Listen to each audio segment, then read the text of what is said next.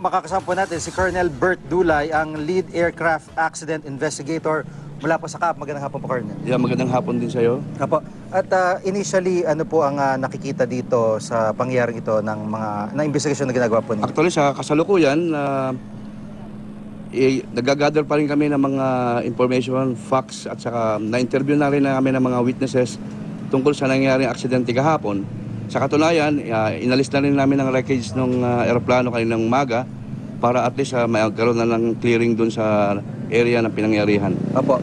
Una po muna, yung background po ng mga sakay ng aeroplano ay masasabi ho ba natin na talagang sapat din po yung kanilang karanasan sa pagpapalipad ng ganitong klaseng aeroplano? Sa aming nakita sa ngayon, ang kwalifikasyon ng mga pilotong lumipad ng aeroplanong 152 na nag-crash kahapon ay mga kwalipikado naman sila sa paglipad ng aeroplano. Apo, yun ho bang ganitong maliliit na aeroplano para din hong katulad ng malalaki na may kumbaga para may black box, nare-record po lahat ng mga usapan bago nangyari?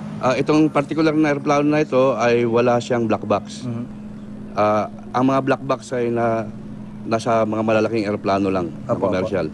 At paano nyo po, kumbaga paano nyo po sisimulan din yung investigasyon dito? Ito ba'y kailangan buuin o yung mga ibang piyesa ay kailangan makita nyo rin at may pasurit? Saan po ito ipapasurit? Sa mga records at sa mga dokumentong aming makukuha, magkakaroon kami ng mga conclusion doon at kasama na rin yung mga eyewitnesses na interview namin. Isa-isahin namin yung i-analyze para makuha namin kung ano talaga ang naging sanghi ng aksidente. Apo, base po dun sa kwento rin nung kumbaga nasa ground nung nangyari po yun, ano na po nabanggit sa inyo? Ano na po yung na-share nila sa inyo na impormasyon? Ang nakita namin na-share ng mga witnesses is yung kanilang nakita lang na as ordinary layman.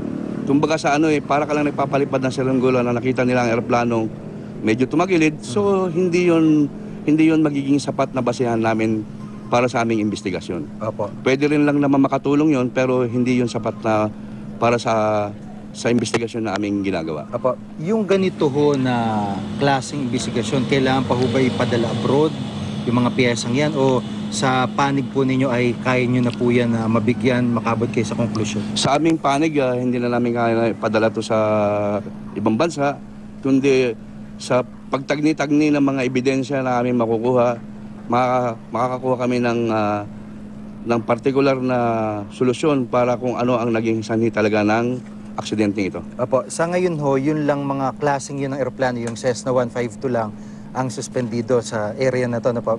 Yung ibang hawak ng flight line, operational po, tama po? Opo, sa aking pagkakaalam, ang sinispendi lang po ng CAAP management ay yung operation lang po ng 152. Apo. Yung ibang aeroplano po ng flight line ay pwede pong lumipad. At mismong yung eskwelahan ay tumatakbo po? Pwede po, tumatakbo po. Ano po ang mensahe niyo sa publiko kaugnay po ng investigasyon na ginagawa po ninyo? Ang mensahe ko lang sa publiko, itong particular na aksidente ito ay isolated at ang pagsakay sa aeroplano ay isa pa rin sa pinaka-safest na sasakyan sa buong mundo. Apo. Maidagdag ko lang, ano po, yung aksidente ho dito sa area na ito, ano po, parang dahil maraming bahayan, hindi niyo po ba nire-recommenda na kumbaga ilipat ito sa mas malalaki o yung ibang mga paliparan? Kasi yung komunidad dito talaga dikit-dikit.